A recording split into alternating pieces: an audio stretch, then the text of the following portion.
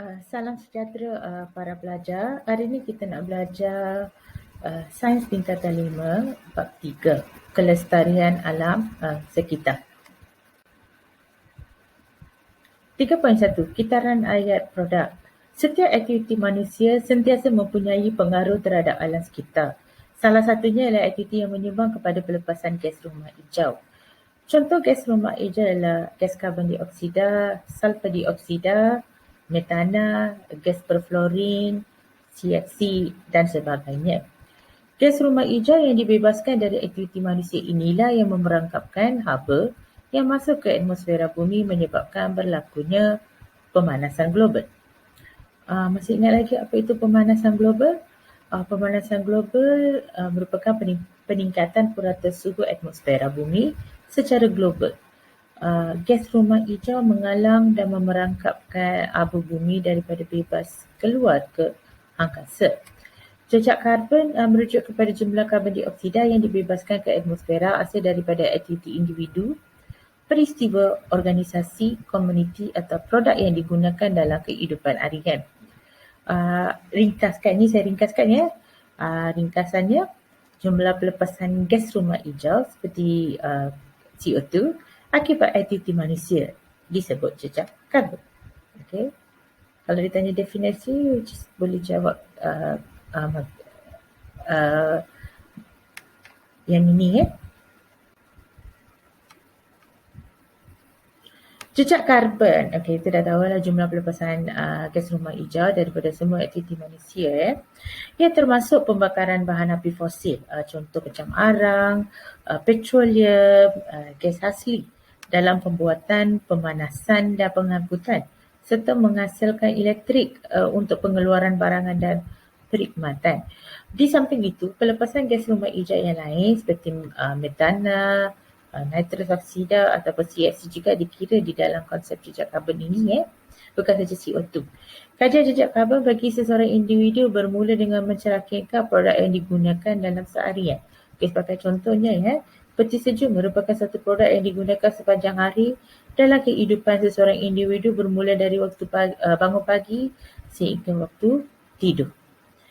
Imbangan karbon oksid merujuk kepada proses yang dapat mengurangkan pembebasan gas rumah hijau seperti penanaman tumbuhan hijau, berfungsi kenderaan, menggunakan pengangkutan awam dan sebagainya.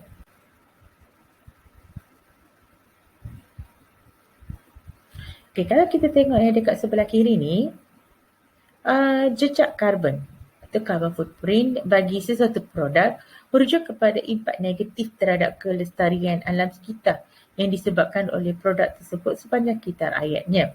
Kalau tengok yang sebelah kanan, tapak tangan karbon, carbon handprint bagi sesuatu produk merujuk kepada impak positif terhadap kelestarian alam sekitar yang disebabkan oleh produk tersebut sepanjang kitar ayatnya.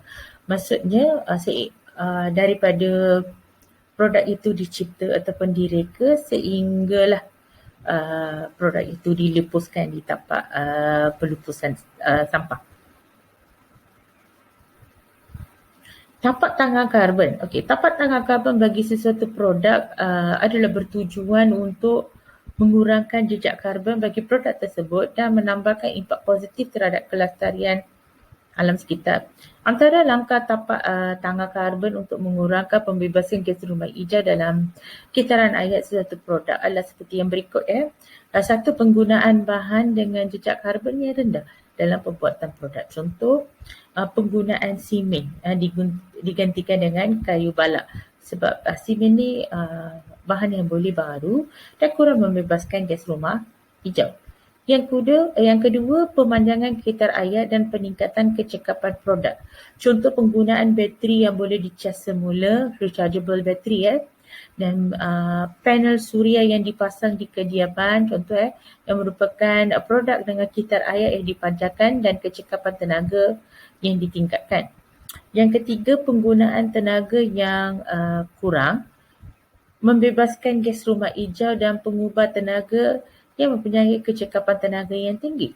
Contoh macam penjanaan tenaga elektrik daripada stesen jana kuasa seperti stesen jana kuasa hidroelektrik yang menggunakan sumber tenaga yang boleh baharu dan tidak membebaskan gas rumah hijau ke atmosfera. Penggunaan peralatan elektrik yang mempunyai label cekap tenaga yang berkadaran 5 bintang. Maksudnya bahan elektrik tu um,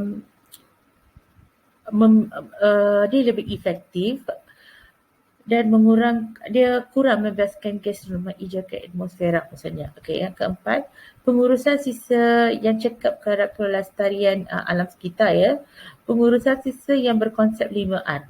Refuse, reduce, recycle, reuse, throw. Dapat mengurangkan sisa. Okey, apa yang dimaksudkan dengan refuse ya? Refuse maksudnya tolak. Dia akan membeli atau menerima barang yang tak diperlukan. So, bila kita tolak, kita jangan beli atau terima barang yang diperlukan lah, tukar cap. Kedua, reduce ataupun kurangkan. So, maksudnya kurangkan penggunaan sesuatu bahan dan sisa yang dihasilkan ya. Yang ketiga adalah kitar semula atau recycle ya, recycle kitar semula. Maksudnya kitar semula untuk elakkan barang tu berakhir di tapak pelupusan sampah. Yang keempat reuse. Reuse maksudnya guna semula. Guna semula barang tanpa perlu beli barang baru. Yang kelima, rot ataupun rosak memudahkan peruputan sisa melalui pembuatan kompos. Dan yang kelima, penyingkiran gas rumah hijau dan penyimpinan karbon dioksida dalam sinki karbon. Sinki karbon merupakan tempat semula jadi seperti hutan dan lautan yang berfungsi menyingkirkan karbon dioksida daripada udara.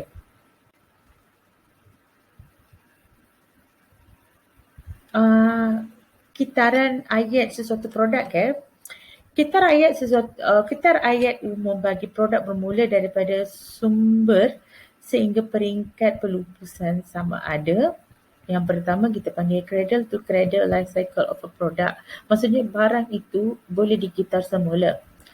Yang kedua, cradle to grave life cycle of the product. Barang atau produk tersebut dibiarkan mereput. Cradle bermaksud buaian dan grave maksudnya kubur ya. So ingat, cradle to cradle kita semula, cradle to grave mereput. Okey, pengurusan cekap bagi sisa plastik ke arah kelestarian alam sekitar.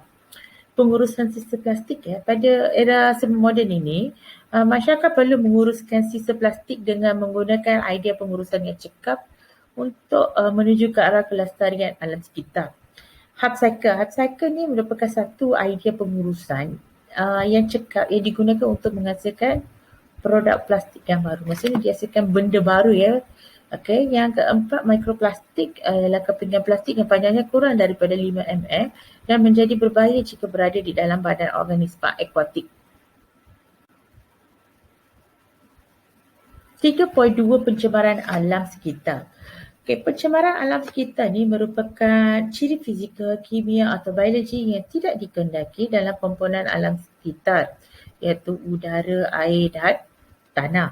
Pencemaran alam sekitar menyebabkan kemudaratan dan ketidakselesaan kepada semua hidupan. Pencemaran alam sekitar juga boleh menyebabkan isu alam sekitar seperti banjir, kilat. Okey. Terdapat 4 jenis pencemaran alam sekitar. Yang pertama adalah pencemaran udara. Yang kedua adalah pencemaran air, ketiga adalah pencemaran tanah dan keempat adalah pencemaran terma ataupun haba. Okey, pencemaran udara. 1. Pembakaran bahan api fosil dan biogesin, gas exhaust automobil atau kenderaan ya, perebutan bahan dan sisa organik yang membebaskan gas rumah hijau dan pelbagai jenis gas toksik seperti sulfur dioksida ke dalam udara. Kedua, pencemaran udara semula jadi, contoh macam letusan gunung berapi, pembakaran hutan, ribut debu, sisa organik yang mereput. Yang ketiga, pencemaran udara buatan manusia, gas exhaust daripada alat atau kenderaan bermotor, relau bagas, stesen jana kuasa terma, industri dan tapak pelupusan sampah. Yang kedua, pencemaran air, contoh sisa air, sisa-sisa domestik seperti deterjen dan kumbahan, sisa pepejal daripada sampah sarap, bahan buangan industri seperti grease. Kedua, bahan kimia yang digunakan dalam pertanian seperti baja kimia dan racun perosak. Yang ketiga, contoh macam tumpahan minyak juga menyebabkan pencemaran air. Pencemaran tanah, contoh macam penggunaan baja dan racun serangga yang berlebihan. Yang kedua, pengurusan sisa pepejal yang kurang sesuai ataupun kurang bijak. Yang ketiga, hujan asid disebabkan oleh pembebasan gas berasid, contoh macam sulfur dioksida daripada kilang ataupun exhaust kenderaan yang boleh menyebabkan kejadian hujan asid. Keempat, sisa nuklear. Yang kelima, sisa elektronik. Sisa elektronik contoh macam komputer, handphone yang lama yang dilupuskan, itu kita panggil sisa elektronik. Pencemaran terma ataupun pencemaran haba, satu disebabkan oleh penyahutan ataupun penebangan pokok. Apabila pokok ditebang tapi tak ada, so kita tak ada tumbuhan untuk menyerap karbon dioksida. So maka karbon dioksida ni akan meningkat dan akan menyebabkan kenaikan suhu. Okay. Seterusnya boleh menyebabkan pemanasan global ya. Okay, yang kedua, aktiviti perindustrian. Kedua aktiviti perindustrian dan ketiga, bahan api dalam kenderaan atau mesin.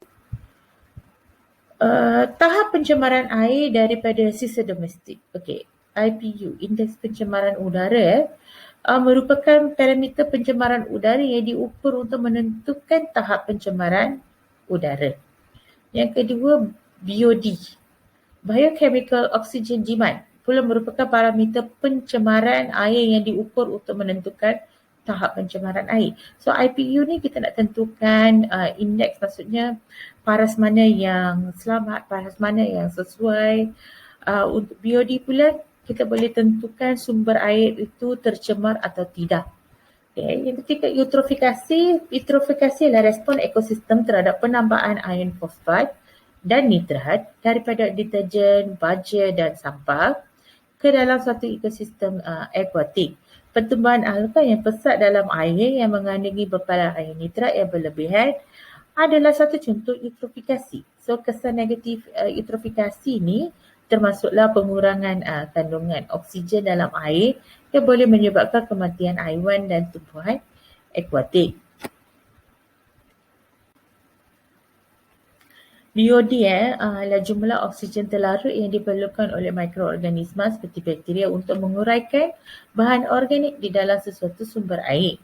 Semakin tinggi BOD bagi sesuatu sampel air, semakin banyak mikroorganisma yang berada dalam sampel air itu. Tahap pencemaran air bagi sesuatu sampel air boleh ditentukan dengan mengukur masa yang diambil untuk warna larutan metilina biru luntur setelah dicampurkan dengan sampel air tersebut. Semakin tinggi tahap pencemaran air, semakin singkat masa yang diambil untuk warna larutan metilina biru luntur. Ringkasan dia macam ni. Kalau kita ada sumber air, kalau warna biru metilina biru tu, warna biru metilina biru kalau luntur cepat, maksudnya sumber air itu tercemar. Kalau lambat, maksudnya kurang tercemar. Kaedah pembersihan air yang tercemar dengan menggunakan teknologi hijau atau green technology penggunaan berbola lumpur mikroorganisma efektif ataupun kita panggil dia EM, effective microorganism.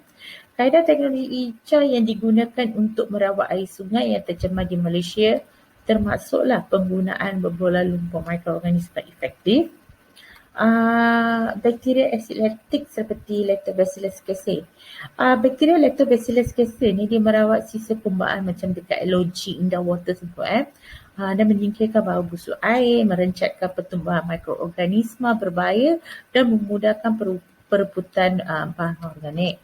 Bakteria fotosintesis menggunakan bahan organik untuk mensintesis atau menghasilkan bahan yang berguna seperti asid amino dan gula untuk pemakanan haiwan dan tumbuhan akuatik, dan yeast pula menghasilkan bahan keperluan bagi pertumbuhan tumbuhan hijau. Sekian, terima kasih.